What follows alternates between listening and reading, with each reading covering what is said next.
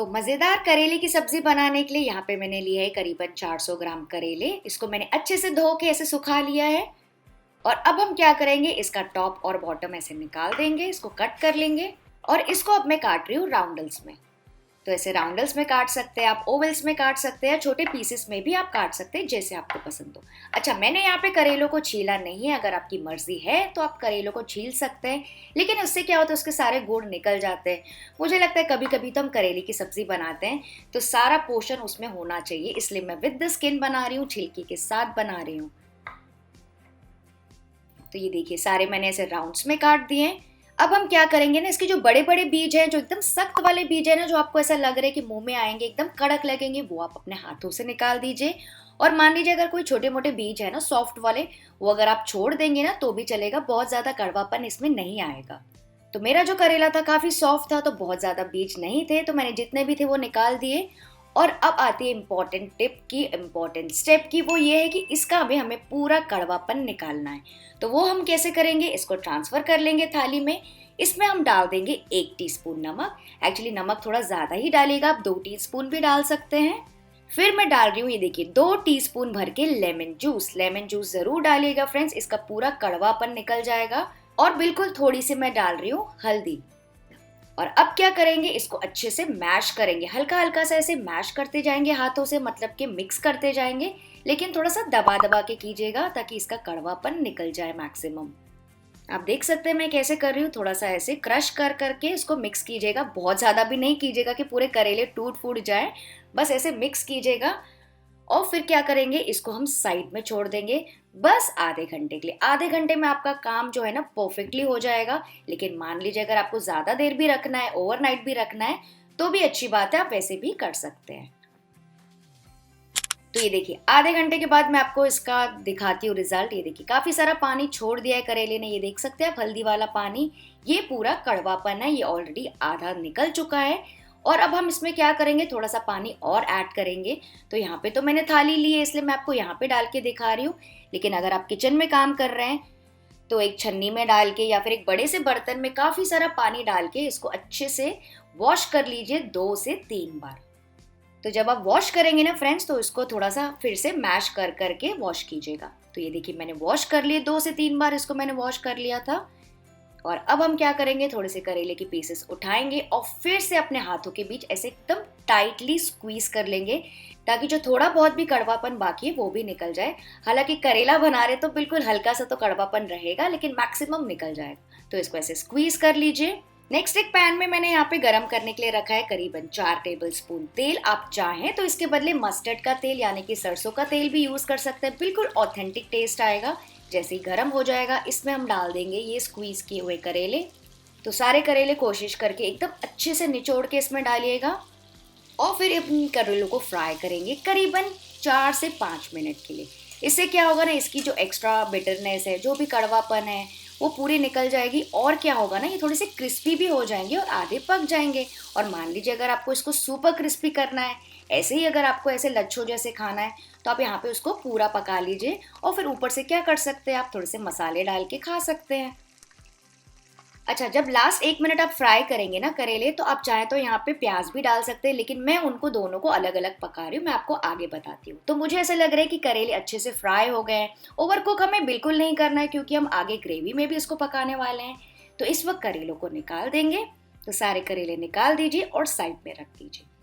अच्छा, बाद में मैं क्या कर रही हूँ, जो बचा हुआ तेल है ना, इसमें मैं फ्राई कर रही हूँ प्याज। तो ये तो हमारा फेवरेट है एकदम, जैसे कि पनीर दो प्याज़ा या चिकन दो प्याज़ा होता है ना, बिल्कुल वैसे ही बनते हैं करेला दो प्याज़ा।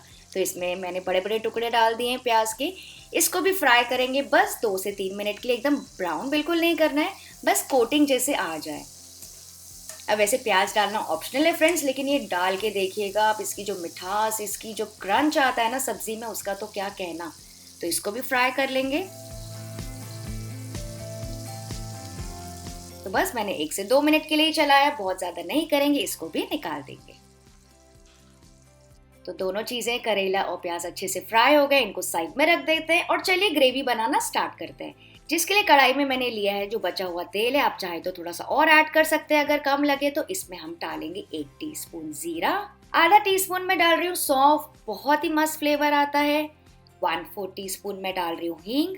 इन सारी चीज़ों को फ्राई करेंगे बस 30 से 40 सेकेंड के लिए। उसके बाद मैं इसमें डाल रही हूँ 2 प्याज, बिल्कुल ऐसे बारीक कटे हुए,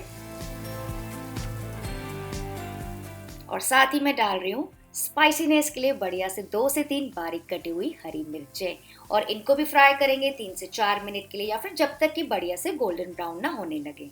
तो प्याज यहाँ पे मैंने फ्रेंड थोड़ा सा बारीक काटा है, क्योंकि मुझे दरदरा टेक्सचर पसंद है ग्रेवी में। आप चाहें तो, अगर आप जल्दी में है तो प्याज को पीस के भी डाल सकते हैं, और अगर आपको और जल्दी में है तो उसमें सारी हरी मिर्ची, अदरक, लहसुन सारी चीजें एक साथ पीस लीजिए। तो ये हल्के से गोल्डन ब्राउन होने लगे हैं, तो इस वक्त मैं इसमें डाल दूंगी 2 टीस्पून भर के अदरक लहसुन का पेस्ट, और इसे भी पकाएंगे ताकि इसका कच्चापन निकल जाए। तो दोनों चीजें अच्छे से पक गई है, हल्की गोल्डन ब्राउन होने लगी। गैस का फ्लेम हम लो कर देंगे, क्योंकि हम डाल रहे हैं कुछ मसाले।